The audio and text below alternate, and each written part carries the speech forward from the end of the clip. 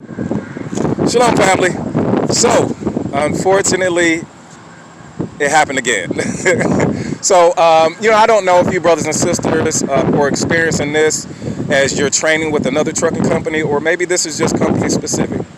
I don't know. But anyways, I'll give you the short story.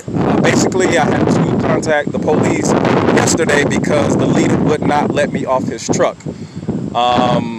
And it sounds exactly how I just said it. If I described it, you brothers and sisters would be like, whoa. It was now leading up to this, I just started noticing things about my leader that were just unsafe. For instance, falling asleep behind the wheel. One day it was so bad I couldn't force him to stop. I said, listen, I'll take okay, you're putting us both at risk. Okay, that was the major thing for me. The other petty stuff, I'll call it. You brothers and sisters might disagree, but only one that has been going through this much would understand why I simply didn't say things about certain things, because this has been a 2.5 month process just for me going to school. Then there's orientation. This is now my second trainer. So at some point you're like, hey, I have a family to take care of. I'm ready to go, right? So these things I said nothing about. But there's been incidents where, one, in the bathroom doing grown man business, right? He comes in there and he's calling my name. Hey man, we gotta go. Let it slide. Second incident, we're in the terminal. He's knocking on the bathroom as I'm showering. And another young lady witnessed this, and we struck up a conversation, and she's pissed, right? So maybe I'm too nice. I don't know, right?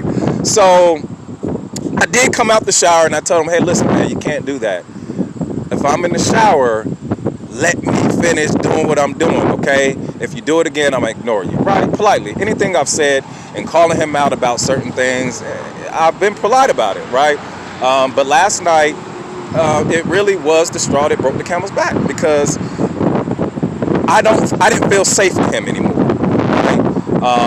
And let me give you some examples of what I mean. There's been numerous occasions, just recently, mind you, things were great at first, okay? But more recently, specifically speaking, he would try to get me to back in unsafe conditions, park in unsafe conditions. Y'all, you have to excuse me. This has been quite the experience, I will say. So please excuse me. I dealt with it last night. I prayed about it last night, and I know things are going to be okay. But I'm always asking myself, why does one have to deal with this? Why? Right? And I love my wife dearly, because she gives so much encouragement, and it allows me to kind of reset, gain my composure. So she said some things to me last night, and I really took them to heart. But at the end of the day, brothers and sisters, I want to share this testimony because you don't have to deal with these things. You shouldn't have to deal with these things. And I think for me, it just got to that point. How much should one suffer in silence, if you will? It just got to that point where I'm like, listen, this is just not it. Everything began to just seem off, you know what I mean? And that's what I felt in spirit, so I felt like it was necessary for me to get off his truck. So anyways, fast forward to today.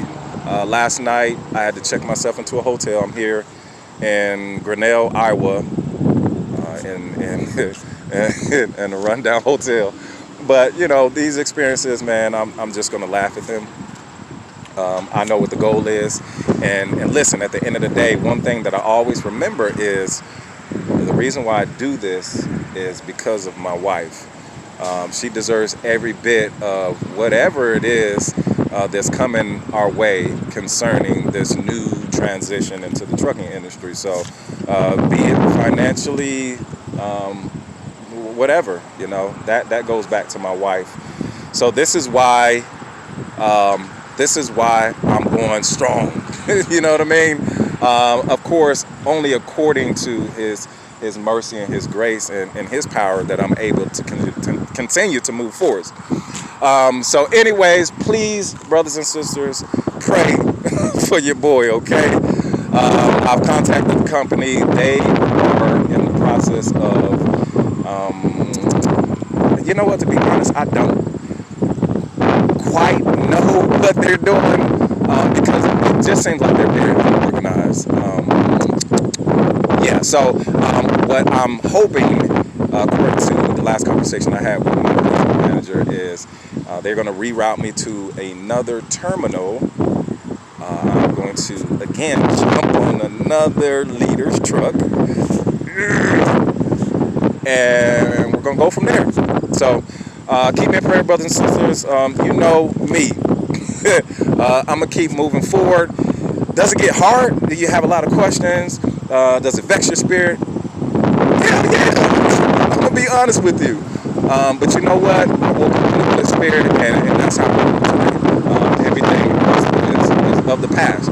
So if you brothers and sisters are experiencing this, your training, please speak up.